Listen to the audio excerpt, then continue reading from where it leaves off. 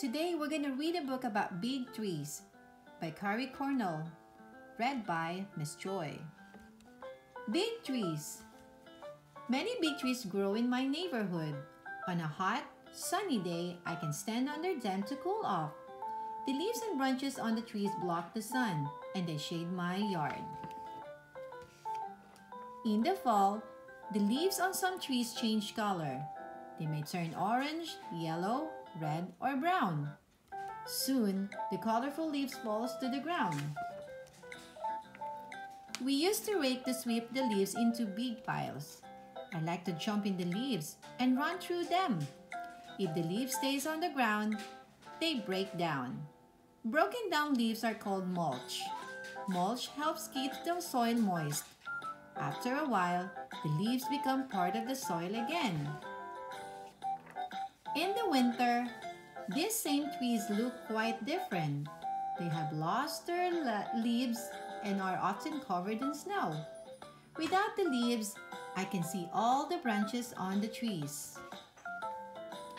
In the spring, the ground thaws and the soil is damp. Birds look for worms in the soil around the trees. Birds eat the worms. The birds save some of the worms and carry them back to their nest. Baby birds are there waiting for food. They are hungry. The birds feed the worms to the babies.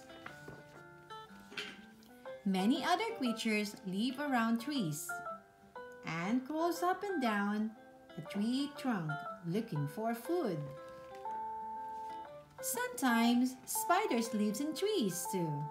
A spider spun its silky web in the branches of this tree. Spiders use their webs to catch insects for food. Other animals live in trees. Some squirrels make nests high in the branches of tall trees.